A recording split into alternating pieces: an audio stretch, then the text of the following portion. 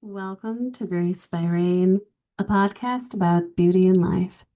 I'm your host, Elaine Shircliff. Welcome back, everyone. I know some of you have been anticipating the continuing of this series, The Beauty of Frieren Beyond Journey's End. And after a year of not posting them, I'm back. I appreciate your patience. I also appreciate the people who kept reaching out and asking me when I was going to record and post more of these. I love that.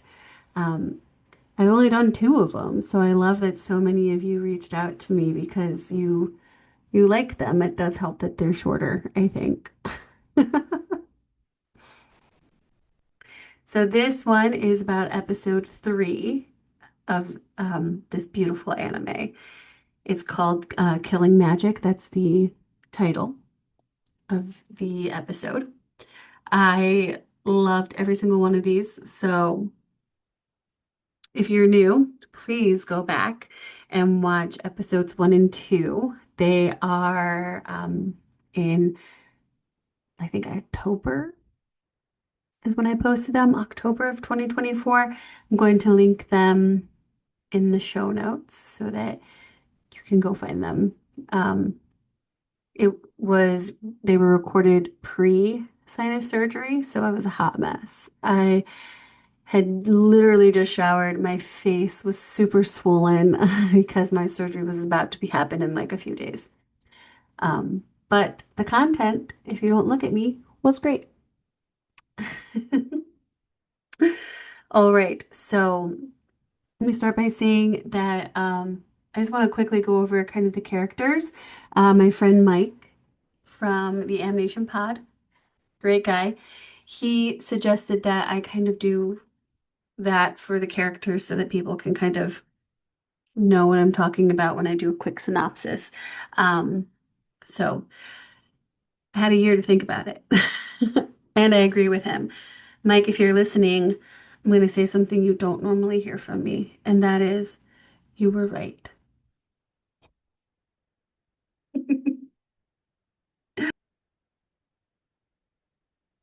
So here is a quick synopsis of each character. Okay.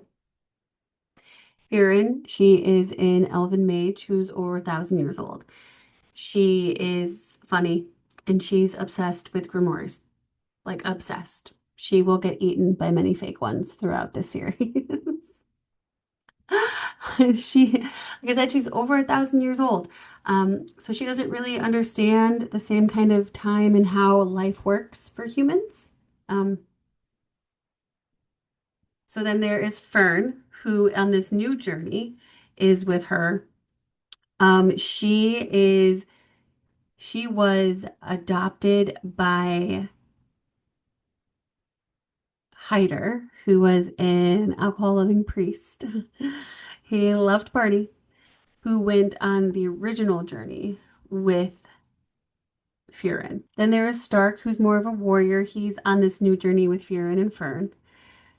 He is there to protect, to be in battle, things that both of the mages are not equipped to do.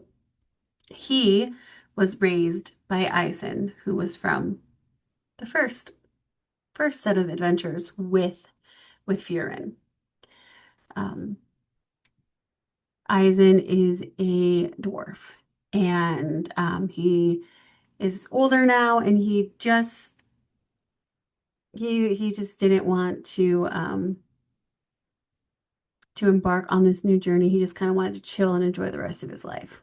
Don't blame him. I don't blame him. Now, there's Zine, who is also a fun priest who is talented, also has his vices, and is joining Frieren and Fern and Stark on this new journey. The character that kind of kicked all of this journey off for Frieren, in my opinion, is Himmel. He was part of the Heroes Party, the first journey that she went on, and he was a human member of the party, so his life was little bit shorter. Um, there were many times that he was showing that he had romantic feelings for Frieren, and she didn't quite understand those at the time. So I think that this journey is going to help her put some of that into perspective for her. Now, episode 3, it's called Killing Magic. Okay. And it involves Frieren going back to a place that she had visited with her original crew and looking to see if this like demon of corruption was still sealed away. And while there, she found out that the seal was going to break soon and he was going to be released. And during his like 80 years, I think it was, that he was under the spell of this barrier, he found ways to continue to like defeat humans. But Frieren found out that she could use his own spell against him to kill him. So, killing magic right there. Because he didn't put up his defenses against his own skills, he had made defenses against other humans and mages. Didn't think to do one, he didn't know how to block his own spell. So, she was able to go in there and take him down. So, good for her. Thinking, using that noggin. Now, um, as I've said in the past, and I just want to reiterate it now, since it's been like a year since I did one of these, I'm trying to keep these short. I just want to do like one or two things that I found really beautiful. There's so many things to love about each episode. I recommend going and watching them on Crunchyroll. I think it's also on Netflix. Um, and just kind of soak in the different things that are happening in each episode, the different quotes. It's phenomenal writing, in my opinion. And it's just well done from top to bottom across the board. So if there's something that you loved about an episode and I didn't talk about it, let me know. Let's have conversation. Let's have dialogue. I love that. Like do it on socials or through email. Any of those. I absolutely love having dialogue about things in general, but definitely about things that we are passionate about that make our souls and our hearts sing. So I kind of touched on this in the last two episodes, but I really love the way that they do flashbacks. Um, I think they add to the story without needing a spin-off or another episode to explain things.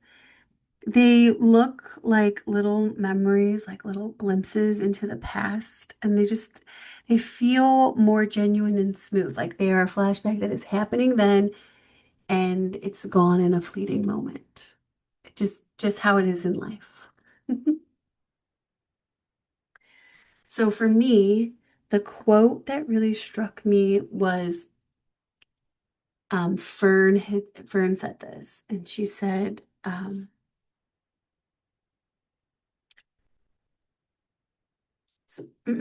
Fern said this. It was her birthday, and people were trying to get to know her so they could get her a gift for her birthday, right? Especially Frieren. She realized that she did not know enough about her to buy her birthday gift. We've all been there, right? We've all been there. There's when you realize sometimes when you have to go to a birthday party or a wedding or a celebration and there's a gift involved, that's usually when you realize, oh shoot, maybe I don't know enough about them. um, and she said, I love this quote, it's so great. She said, I am overjoyed that you're trying to get to know me. That is a gift in itself. Just gonna say that one more time. I am overjoyed that you're trying to get to know me. That is a gift in itself.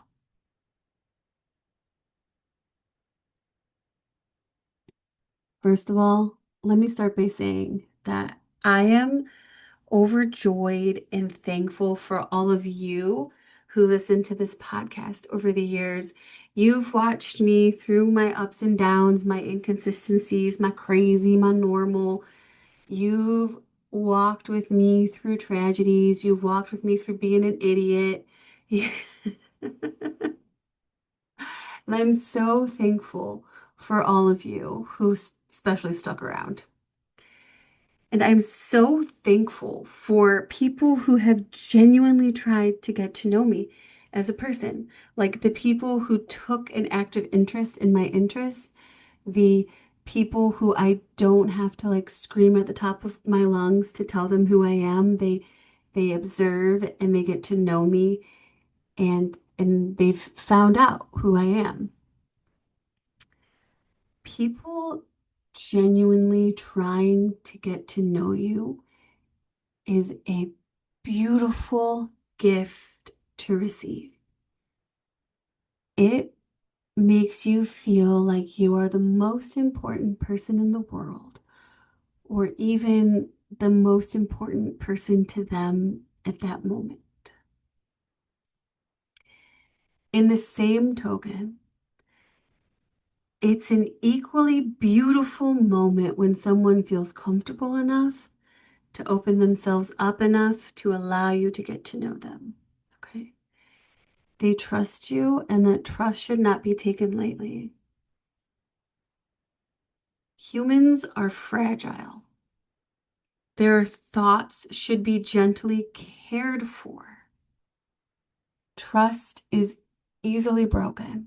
It is so easily broken. So when somebody trusts you to get to know them, you need to take that seriously, right? Because when you're getting to know someone, pieces of ourselves are exchanged with one another. Like we are exchanging a piece of ourself with you. We are giving that piece to you. We are opening up to you to get to know who we are. We're tearing down our walls, right? And if you don't make the effort to remember what's important to a person, um, say like their birthday is really important to them, right?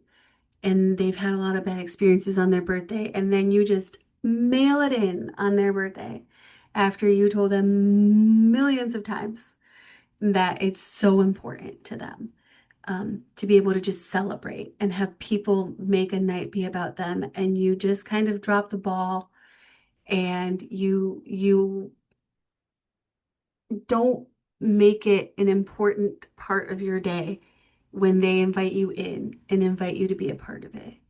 Um, Especially if you've known them, if you've shared things with them, it's not like just a random person coming up to you and telling you about it or someone you've just met, right? um, but you need to handle those things with care. You need to not break them because it can break a person when they are so open with you to allow you to get to know them. You're not always going to say love everything about a person when you're getting to know them, right? And you have every right to be like, I don't think this is something like I can be a friend with or romantically with, and that's fine. You should be open about it. You should be honest and kind about it. Because when people let down their walls and when they show you who they are and they show you what makes them tick, they have made themselves so vulnerable, right? And so that is why it is so beautiful, so beautiful when you let down those walls and somebody sees into the walls. What's even more beautiful is when you let them down and put them up quickly. So you think that nobody notices, so that you think nobody knows these things about you, but they notice. And they are trying to learn about you and they're trying to learn your little ticks. And that's so beautiful as well. So today and this week, I kind of challenge you. right? I challenge myself to really get to know at least like one person that you see in your life daily, just to be present with them and to let your walls down and share a piece of yourself with them, but also be open to letting them let their walls down and them sharing a piece of themselves with you. All right, everyone. Thank you for joining me. I love you all. Have the best week. I'll see you back here next Thursday for an episode of The Beauty of Frieren Journey's End. And remember to be kind and love always. My theme music is One Light by Nick Wilkinson and the Featured Players. You can find their latest album, Live Volume 1, on Bandcamp and Spotify. Live Volume 1 was recorded in front of a live audience on May 26, 2017 at Jilly's Music Room in Akron, Ohio.